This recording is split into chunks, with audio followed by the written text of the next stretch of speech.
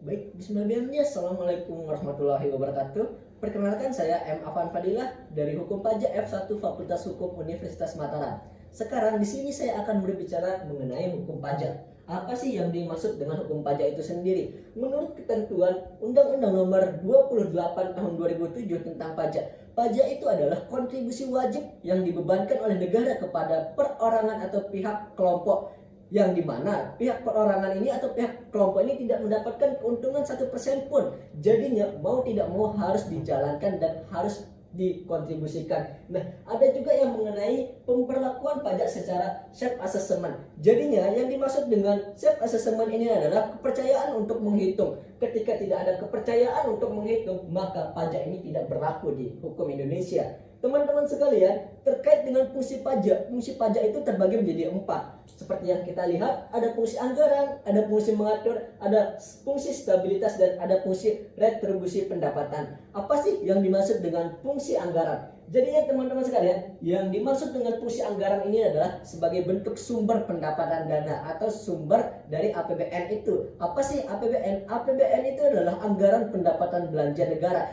Jadinya tanpa adanya APBN, mungkin negara tidak dapat membelanjakan atau mengalami kemajuan. Dan ada juga yang dinamakan dengan fungsi mengatur. Yang dimaksud dengan fungsi mengatur ini adalah sebagai bentuk pelaksanaan terhadap tata kelola pemerintahan yang ada, infrastruktur, pembangunan, dan sebagainya. Disitulah ada yang fungsi mengatur. Ada juga yang dinamakan dengan stabilitas. Jadinya yang dimaksud dengan stabilitas ini adalah kebijakan-kebijakan yang telah ditetapkan atau penerapan kebijakan yang ditetapkan oleh pemerintah. Jadinya teman-teman sekalian, stabilitas ini tidak lepas dari kehidupan kita secara keseluruhan. Tanpa adanya stabilitas, mungkin kebijakan-kebijakan pemerintah ini tidak dapat menguntungkan masyarakat. Sedangkan dalam Indonesia, demokrasi tertinggi ada dari rakyat, oleh rakyat, dan untuk rakyat. Jadinya fungsi stabilitas ini sangat penting sekali dalam mengatur tata kelola kebijakan pemerintahan. Dan ada juga yang dinamakan dengan retribusi pendapatan. Teman-teman sekalian, apa sih yang dimaksud dengan retribusi pendapatan? Nah, yang dimaksud dengan retribusi pendapatan ini adalah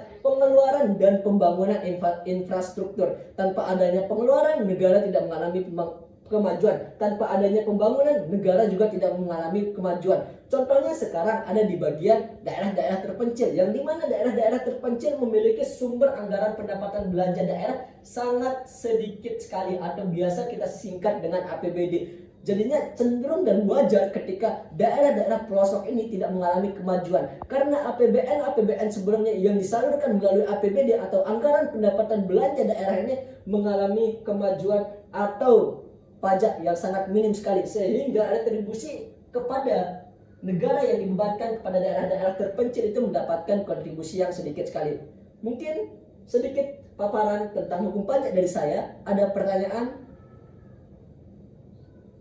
Izin saya ingin bertanya, ada 2 pertanyaan. Pertama, jelaskan bentuk penghindaran diri dari pajak secara yuridis. Nah, yang kedua, jelaskan dengan contoh mengapa penghindaran pajak justru dianggap tidak melanggar peraturan perundang-undangan perpajakan. Mungkin bisa dijawab. Oke, terima kasih. Terkait dengan hal itu, perlawanan pajak bisa kita artikan sebagai bentuk penurunan uang kas atau APBN yang terjadi. Nah, perlawanan pajak itu sendiri secara yuridis terbagi menjadi 2, teman-teman sekalian. Ada perlawanan aktif dan ada juga yang dinamakan dengan perlawanan pasif. Apa sih yang dimaksud dengan perlawanan aktif? Pertama, perlawanan aktif itu adalah wajib pajak tidak mau membayarkan wajib pajaknya kepada negara, sehingga dia dinamakan dengan wajib pajak. Ketentuan-ketentuan pemberlakuan hukum pajak yang telah ditetapkan akan memiliki sanksi ketika si wajib pajak ini tidak mau membayar pajaknya. Dan ada juga yang dinamakan dengan perlawanan pasif. Apa sih yang dinamakan dengan perlawanan pasif? Jadinya perlawanan pasif ini adalah hak yang dimiliki oleh non wajib pajak atau bukan si wajib pajak. Jadinya ketika perlawanan pasif ini terjadi, otomatis di situ yang akan bertanggung jawab adalah bukan si wajib pajak, akan tetapi yang bertanggung jawab adalah yang bukan wajib pajak. Oke, kenapa sih hukum pajak ini tidak dikatakan sebagai tupoksi atau dasar yang mengatur undang-undang? Karena hukum pajak pada dasarnya masih bersifat legal. Apa sih yang dimaksud dengan bersifat legal? Tentu dalam hukum pajak ini masih memiliki struktur-struktur yang sangat lemah sekali, sehingga pemanfaatan oleh pihak personal maupun pihak sekelompok orang memanfaatkan celah-celah atau kelemahan-kelemahan yang ada dalam hukum pajak itu sendiri, sehingga dapat dikatakan hukum pajak ini masih bersifat legal di tataran Indonesia.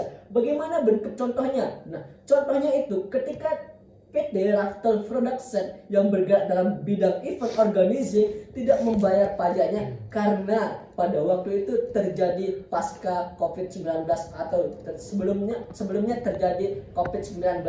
Tentu di situ ada terikatan waktu dan lain sebagainya, sehingga kelemahan-kelemahan yang ada di hukum pajak ini dimanfaatkan kembali oleh PT Raftel Production untuk tidak membayar pajak. Mungkin sekian persentase dari saya. Bila ada kekurangan dan kesalahan kata-kata yang disengaja maupun tidak disengaja, saya M. Afan Fadilah memohon maaf sebesar-besarnya atas kesalahan. Wassalamualaikum warahmatullahi wabarakatuh.